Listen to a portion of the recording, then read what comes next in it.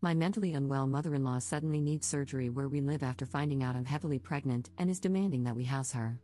Posted by you/Althea names together. First time posting, so bear with me, it's a long one. A little backstory for context: I'm 8 months pregnant, and we already have a toddler. We moved about 4 hours away from my mother-in-law shortly after our toddler turned 1. My husband found better work here, and we no longer had to deal with my mother-in-law showing up at our house multiple times per week to help with our toddler. Win-win. My brother-in-law and sister-in-law have 1 toddler and live less than 5 miles from my mother-in-law. My brother-in-law has a different dad than my husband, who has since remarried. My sister-in-law has both parents, who live about 15 miles from them. My husband's dad passed away when he was 12, and both of my parents have also passed.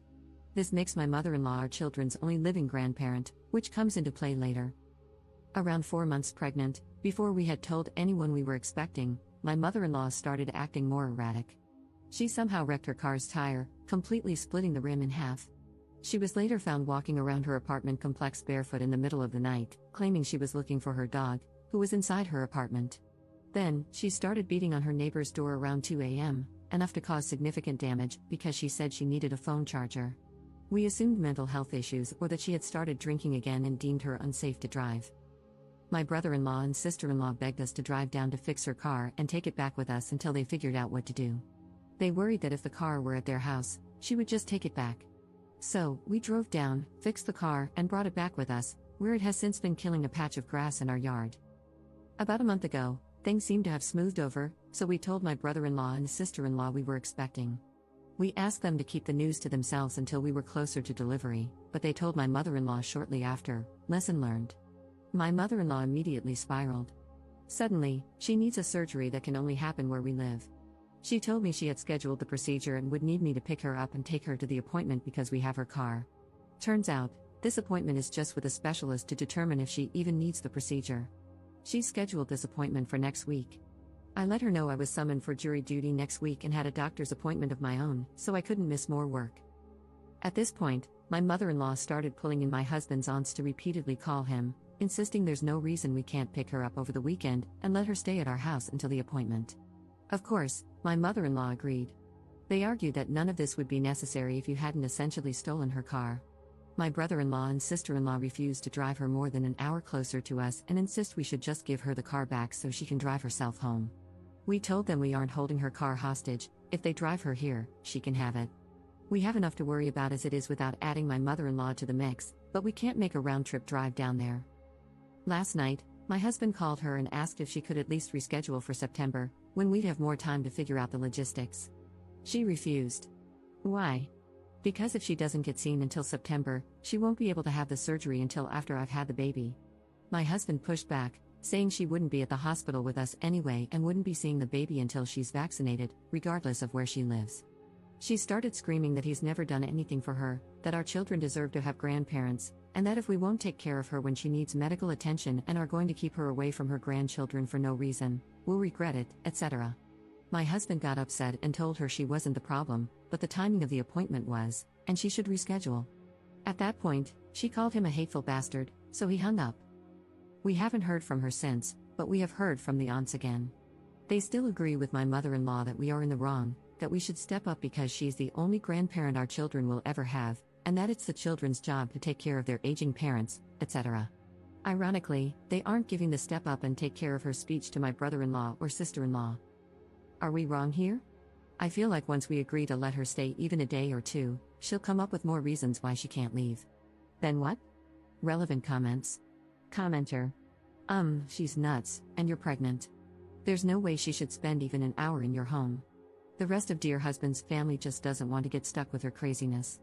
Listening to them is like getting legal advice from someone you're suing. It only serves their interests, not yours. Op's response. This is what I told one of his aunts when she asked, "What's the problem with her staying at your house?" I replied, "What's the problem with her staying at yours?" Commenter 2. And the reply from the aunt was what? Also, she called her son a bastard? Does she know what she called herself there? Op's response.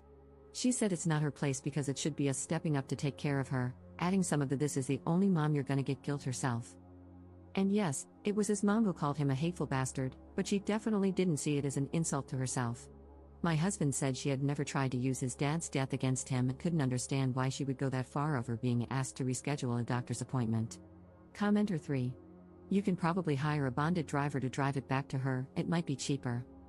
A dark thought does cross my mind, though. Have the car checked by a mechanic before you return it to her. Heaven forbid she gets into an accident, and then blames you for sabotaging her car while it was in your possession. Personally, I would have a relative drive it over and drop it off with a brother-in-law and sister-in-law since it was their idea to have you take it in the first place. Give it back to them and let them deal with it, you have enough to do. Ops response. Oh, that's a very good point and something I could definitely see her doing. We will definitely have a mechanic look it over and provide us with something on paper stating the car's condition. If we don't take it to the aunt's house, we'll definitely be dumping it at my brother-in-law's house. Update 3 weeks later. So, my mother-in-law's appointment was 2 weeks ago. She stayed with Flying Monkey Aunt, and my husband and I took her car to the aunt's house. I stayed in the car with our toddler while my husband walked right past his mom, who was waiting for him in the driveway, and went straight to his aunt on the porch. He handed her my mother-in-law's keys and said, "We still don't feel that she is safe to drive, but if you do, you can be the one to give her the keys back."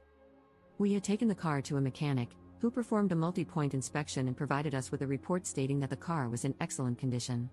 The only thing it would need was an oil change in 1,500 miles.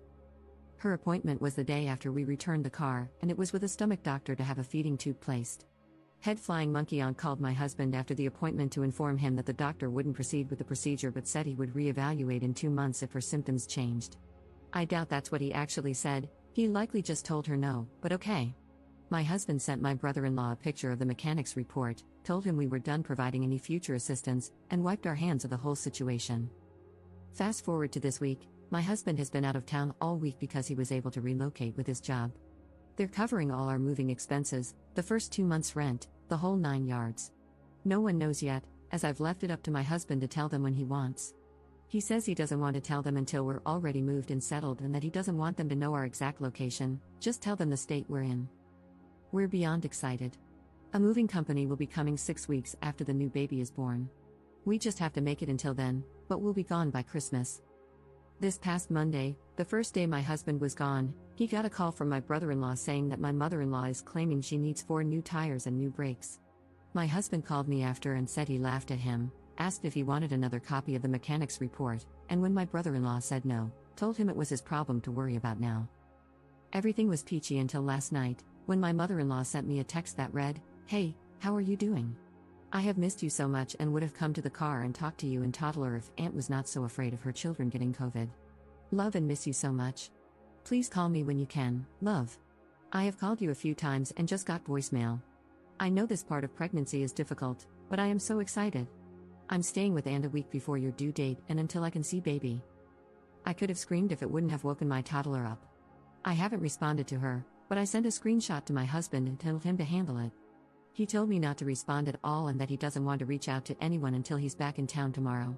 He says responding now is exactly what she wants, and we're not going to give her a chance to twist our response into us agreeing that she can see the baby.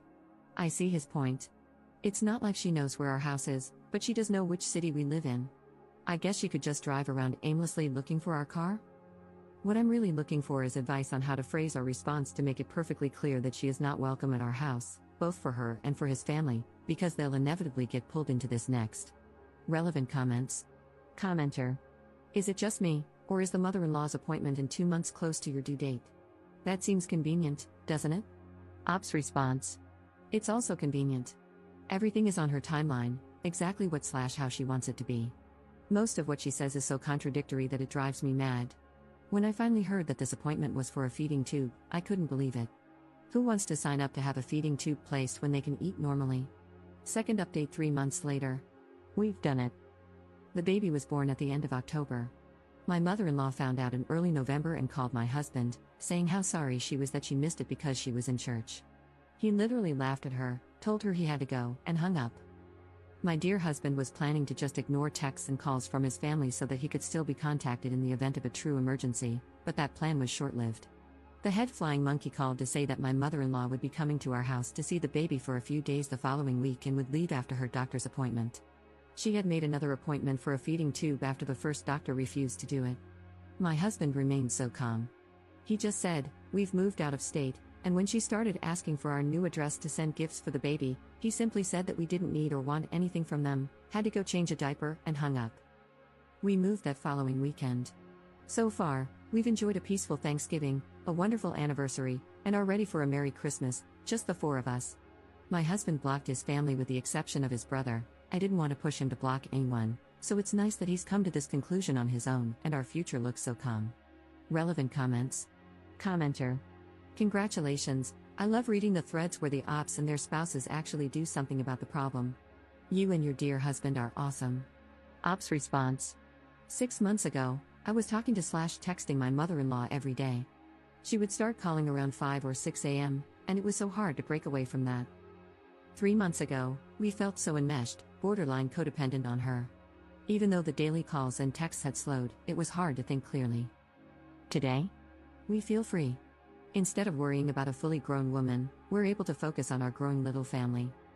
All that to say, it's a difficult process when you're going through it, but it feels amazing when you're able to cut out the toxic. Commenter 2. My mother used to call me very early in the morning, for example, 5 a.m., when she was old and needed some trivial assistance, such as changing a light bulb. She called on the landline, everyone else used the mobile. So, I unplugged the landline every night. I was certain she would be able to get herself to the hospital if it was an emergency. Her phone had a big button with a red cross on it, and that button dialed emergency services. Ops response. Similar for us. She would call and say something like, "Happy Tuesday. I'm sure you've got to go to work, so you're probably about to get ready," which led to at least 30 minutes of her talking about what she was going to do that day, asking what we were going to do that day, how our night was, etc. It was such a draining way to start my day, especially because I didn't actually have to be up until around 7 to get to work.